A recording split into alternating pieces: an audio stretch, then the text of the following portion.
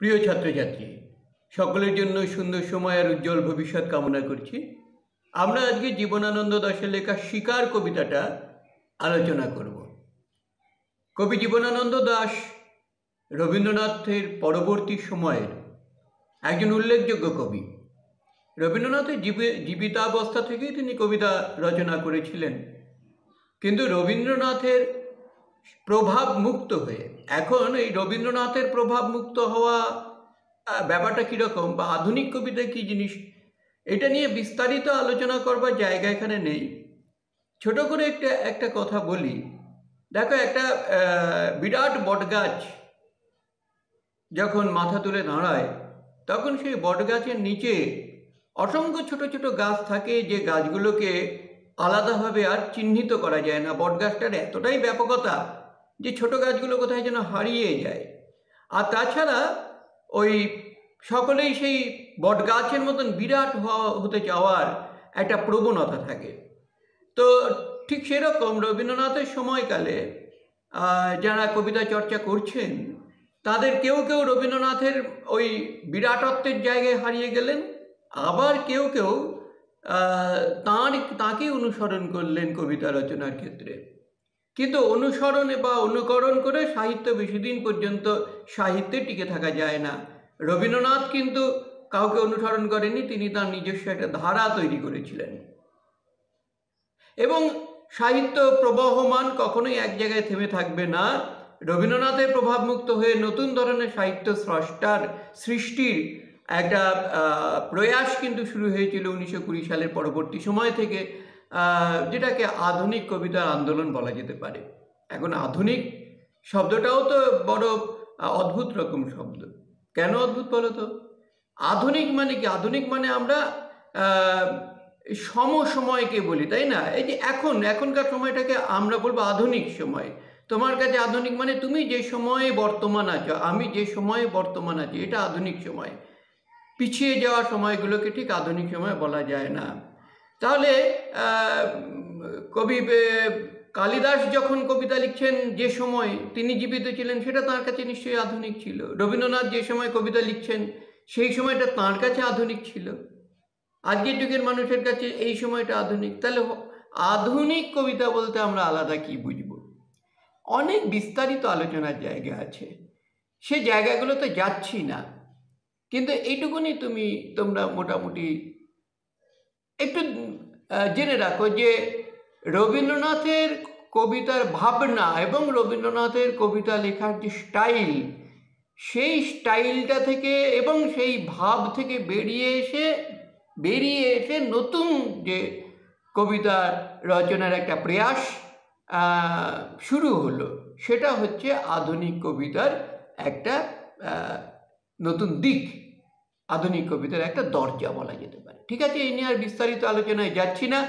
জীবনানন্দ দাশের কবি প্রকৃতি কীরকম সে নিয়ে আমি বোর্ডে লিখে দিয়েছি, দেখো, এটা ভালো করে দেখবে। যে জীবনানন্দ দাশ তিনি শুধুমাত্র কবিতার শব্দ চয়নের ক্ষেত্রে নতুন দিক নিয়ে এসেছিলেন তা নয়, ছন্দের ক্ষেত্রে নতুন দিক নিয়ে এসেছিলেন তা নয়, কবিতার ভাবের ক্ষেত্রেও ছিল একটা নতুন দৃষ্টিকোণ, নতুন দৃষ্টিভঙ্গি, যা তাঁকে আধুনিক কবিতার ক্ষেত্রে একজন সর্বশ্রেষ্ঠ কবিতে রূপান্তরিত করেছিল। জীবনানন্দ দাশকে চিত্ররূপময় কবি বলেছিলেন রবীন্দ্রনাথ ঠাকুর স্বয়ং, কেননা তিনি শব্দ দিয়ে যেন চিত্র রচনা করতেন, ছবি রচনা করতেন। তার কবিতার মধ্যে ফুটে উঠতে যেন ছবি, তাই তাকে চিত্ররূপময় কবি বলেছেন। রবীন্দ্রনাথ ঠাকুর স্বয়ং তাকে চিত্ররূপময় কবি বলেছেন। জীবনানন্দ দাশের কাব্যে রয়েছে ইতিহাস চেতনা, ইতিহাসের প্রেক্ষাপট। তার কাব্যে ভারতীয় পুরাণ, উপপুরাণ, মহাকাব্যের প্রসঙ্গ বারে বারে এসেছে, বিভিন্ন রূপকথা মিলেমিশে গেছে। এবং বাংলা প্রকৃতির কবিও তাকে বলা হয়। রূপসী বাংলা কবিতাগুলো সবই বাংলা প্রকৃতির প্রতি তাঁর যে গভীর মমত্ববোধ, সেই মমত্ববোধ প্রকাশ পেয়েছে রূপসী বাংলা কাব্যগ্রন্থের কবিতাগুলিতে। সব মিলিয়ে জীবনানন্দ দাশ বাংলা সাহিত্যের একজন সর্বশ্রেষ্ঠ কবি। আমরা চলে আসি শিকার কবিতায়। এই কবিতাটার উৎস সম্পর্কে দেখো দিয়েছি যে এটা প্রথমে কবিতা পত্রিকায় প্রকাশিত হয়েছিল, তারপরে এটি মহাপৃথিবী কাব্যগ্রন্থের অন্তর্ভুক্ত হয় এবং পরবর্তীকালে বনলতা সেন কাব্যগ্রন্থের অন্তর্ভুক্ত হয়। ফলে এই কবিতাটার উৎস হিসাবে মনে হয় পরীক্ষায় জানতে চাইবে না। আর এমসিকিউতে যদি থাকে তাহলে মহাপৃথিবী বা বনলতা সেন দুটো যেটা থাকবে সেটাই উত্তর হবে। দুটোই যদি থেকে থাকে অপশানে ভুলবশত, তাহলে দুটো যেটাই তোমরা টিক দেবে সেটাই কিন্তু সঠিক উত্তর হিসেবে বিবেচিত হবে। এই নিয়ে তোমাদের দ্বিধাদ্বন্দ্বের কোনো প্রয়োজন নেই। শিকার। শিকার মানে পশু পাখি, মানুষও তাদের জীবন ধারণের জন্য তার থেকে ক্ষুদ্রাকৃতির নয়, এটা একটা খাদ্য শৃঙ্খলের ব্যাপার। তার জীবন ধারণের প্রয়োজনে, তার খাওয়ার প্রয়োজনে সে কোথায় অন্য জীবজন্তু বা প্রাণীকে হত্যা করে, এটা হচ্ছে শিকার। একটা ভোরের বর্ণনা রয়েছে এখানে। সেই ভোর মানে আমাদের কাছে কিন্তু একটা নতুন দিন, একটা শুভ সূচনা, একটা ভালো লাগার মুহূর্ত হিসাবে ভোর শব্দটা বিবেচিত হয় কেন? তাই তো ভোর মানি তো তাই না, সকালবেলা ঘুম থেকে উঠে ভোরের স্নিগ্ধতা আমরা প্রত্যেকে অনুভব করি, প্রত্যেকের কাছে এটা ভালো লাগে। কিন্তু সেই ভোর কিছু মানুষের লোভ লালসার ফলে কিভাবে তার সৌন্দর্য বিকৃত হলো, তারই এক নিষ্করুণ বর্ণনা শিকার কবিতার মধ্য দিয়ে কবি জীবনানন্দ দাশ তুলে ধরেছেন। চলে আসি আমরা কবিতাটা ধরে ধরে আলোচনায়। ভোর। আকাশের রং ঘাস ফড়িংয়ের দেহের মতো কোমল নীল, চারিদিকে পেয়ারা ও নোনার গাছ, টিয়ার পালকের মতো সবুজ। একটি তারা এখন আকাশে রয়েছে, পাড়াগাঁর বাসর ঘরে সবচেয়ে গোধূলি মোদির মেয়েটির মতো। ভোরবেলার প্রকৃতির অপরূপ বর্ণনা করছেন কবি। কি বলছেন তিনি? আকাশের রং ঘাস ফড়িংয়ের দেহের মতো কোমল নীল। ঘাস ফড়িং তোমরা দেখেছ, এই ধরনের ছোট ফড়িং হয়। তো এই ঘাস ফড়িংয়ের গায়ের রং যেমন নীল, সেই নীলের মতনই যেন আকাশের গায়ের রং, আকাশের রং ভোরবেলাকার। আর চারিদিকে পেয়ারা ও নোনার গাছ। নোনা হচ্ছে আতা জাতীয় গাছ। আতা এবং নোনার মধ্যে পার্থক্য রয়েছে।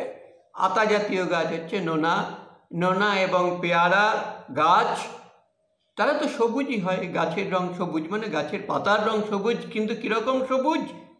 টিয়া পাখির পালকের মতন সবুজ। টিয়া পাখির পালক যেমন সবুজ হয়, সেই রকম সবুজ হয়ে রয়েছে পেয়ারা এবং নোনা গাছগুলি। একটি তারা এখনো আকাশে রয়েছে, ধ্রুব তারা, যেটা ভোরবেলায় শুক তারা এবং সন্ধ্যেবেলায় সন্ধ্যা তারা নামে পরিচিত, তাই না? ভোরবেলায় শুক তারাটি থাকে, কিন্তু কিরকম সে তো রাত্রিবেলাকার মতন অতটা উজ্জ্বল নয়, তাই না? রোদ উঠবে করছে, আকাশ একটু একটু ফর্সা হচ্ছে, রাত্রের অন্ধকার মোটেই নেই, কিন্তু রৌদ্র একেবারে রোদ ঝলমল হচ্ছে তেমনও নয়। একটা কুয়াশা, একটা আধো অন্ধকার, এই রকম একটা পরিবেশে রাত্রিবেলাকার উজ্জ্বলতাটা কিন্তু সেই তারার মধ্যে নেই। সে খানিকটা ম্লান, সে খানিকটা লজ্জাশীল। কিরকম ম্লান? অদ্ভুত বর্ণনা করছেন, অদ্ভুত তুলনা করছেন কবি তাকে। পাড়াগাঁর বাসর ঘরে সবচেয়ে গোধূলি মোদির মেয়েটির মতো। পাড়াগাঁয়ে কোনো একটি মেয়ে বিবাহ হলো, তার নতুন বাসর ঘরে সে রয়েছে, একটু লজ্জাশীল আসে স্বাভাবিকভাবেই। আবার সারাদিন বিবাহ সংক্রান্ত কাজকর্ম, উপোস থাকতে হয়, মানসিক একটা চাপ থাকে, একটা উত্তেজনা থাকে। এই উপোস, মানসিক উত্তেজনা সব নিয়ে এবং লজ্জা সব মিলিয়ে তার মধ্যে যে একটা ম্লান একটা ব্যাপার, সেই ম্লানতার সঙ্গে কবি ওই তারাটির তুলনা করেছেন, অথবা বলছেন কি মিশরের মানুষই তার বুকের থেকে যে মুক্তা আমার নীল মদের গেলাসে রেখেছিল হাজার হাজার বছর আগে এক রাতে। এটা কি কবির ক্ষেত্রে সত্যি হয়েছিল? তা তো হয়নি। হাজার হাজার বছর আগে কবি তো তোমার জাতিস্বর নন, কিন্তু কবি তো কল্পনা করতে পারেন, তার কল্পনাকে তো তিনি মেলে দিতে পারেন, সেখানে তো কেউ তাকে আটকাবার কিছু নেই। তিনি তো রূপকথা জানেন, আরব্য রজনীর কথা জানেন। সেই যে মিশর আমাদের কাছে একটা রহস্যময় একটা দেশ, মিশরের পিরামিড সমস্ত কিছু তিনি যেন কল্পনা করছেন কোনো এক জলসায় তিনি বসেছিলেন হাজার হাজার বছর আগে। মিশরের কোনো একটি মানুষই, কোনো এক মানবী, তিনি তার বুকের থেকে একটা মুক্ত কবির নীল মদের গ্লাসের মধ্যে রেখেছিলেন। সেই নীল মদের গ্লাসে মুক্তটা যেরকম একটা তার মধ্যে একটা মুগ্ধতা, একটা শুভ্রতা প্রকাশ পেয়েছে, ঠিক সেই রকম যেন মুগ্ধ, সেরকম একটা শুভ্র হয়ে উঠেছে ওই ধ্রুবতারাটি, ওই শুকতারাটি। তেমনি একটি তারা আকাশে জ্বলছে এখনো। হিমের রাতে শরীর রাখবার জন্য, গরম রাখবার জন্য দেশওয়ালিরা সারা রাত মাঠে আগুন জ্বেলেছে। হিমের রাতে শরীর গরম রাখবার জন্য মানুষে আগুন টাগুন জ্বালিয়ে গা হাত পা সেঁকে নেয়। তার মানে শীতের একটা আবহ কিন্তু আমরা এখানে পাচ্ছি, তাই না?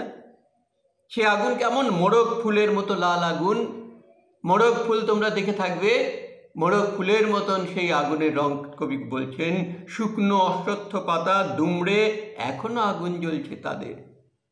সূর্যের আলোয় তার রং কুসুমের মতো নেই আর। অর্থাৎ ভোরবেলায়, রাত্রিবেলায় আগুনের রং যেমন উজ্জ্বল থাকে,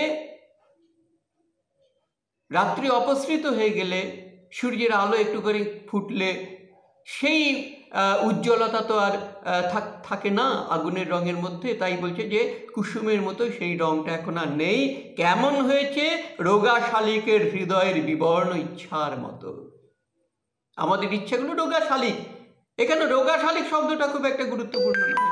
গুরুত্বপূর্ণ হচ্ছে আমাদের যে ইচ্ছাগুলো, এই ইচ্ছাগুলো যখন বিবর্ণ হয়ে যায়, সেই বিবর্ণ ইচ্ছা, ধূসর ইচ্ছা, আস্তে আস্তে ইচ্ছাগুলো বিবর্ণ হয়ে গেলে পারে তার মধ্যে যেমন আর ততটা প্রাণ থাকে না, সেই আগুনও যেন সেরকম নিষ্প্রাণ হয়ে গেছে। আগুনের মধ্যে নিষ্প্রাণ হয়ে গেছে কেন? রোদ উঠেছে তো। রোদ উঠলে পারে তো আগুনের রং সেই উজ্জ্বল হতে পারে না, দেখা যায় না সেরকম, তাই না? সেই ফিকে হয়ে যাওয়া আগুনটাকে কবি এইভাবে তুলনা করছেন। সকালের আলোয় টলমল শিশিরে চারিদিকের বন ও আকাশ ময়ূরের সবুজ নীল ডানার মতো ঝিলমিল করছে। একটু একটু করে ভোর কিন্তু অপসৃত হচ্ছে, অর্থাৎ ভোর থেকে গিয়ে এবারে কবি সকালের কথা বলছেন। একটু আগেই বলে ফেলেছেন, একটু আগেই তো তিনি রোদের কথা বললেন, সূর্যের কথা বললেন। সূর্যের আলোয় তার রং কুসুমের মতো নেই আর। তার মানে ভোরের থেকে একটু সকালের দিকে অগ্রসর হচ্ছেন কবি। এবারে সরাসরি বললেন সকালের আলোয় টলমল শিশিরে চারিদিকের বন ও আকাশ ময়ূরের সবুজ নীল ডানার মতো ঝিলমিল করছে। সকালের আলোয় বন ও আকাশ ময়ূরের সবুজ নীল ডানা। ময়ূরের ডানাকে কবি সবুজও বলছেন না, নীলও বলছেন না, সবুজ ও নীল মিশানো এক ধরনের রং। ময়ূরের ডানার মধ্যে যেরকম সবুজ ও নীল মেশানো রং ধারণ করে ময়ূরের ডানা, সেই রকম সবুজ ও নীল মেশানো ডানার মতো ঝিলমিল করছে কি সকালের আলোয় টলমল শিশিরে চারিদিকের বন ও আকাশ। সকাল হয়েছে, বন ও আকাশ তার রংটা সবুজ নেই, তার রংটা নীল নেই, নীল আর সবুজ মিলেমিশে একটা রং হয়েছে। এই পর্যন্ত কবি ভোর এবং ভোর থেকে একটু এগিয়ে যে সকালটা, তার একটা অপরূপ শোভা প্রকৃতিতে কবি যেভাবে উপলব্ধি করেছেন, অনুভব করেছেন, সেই শোভার বর্ণনা এখানে দিয়েছেন।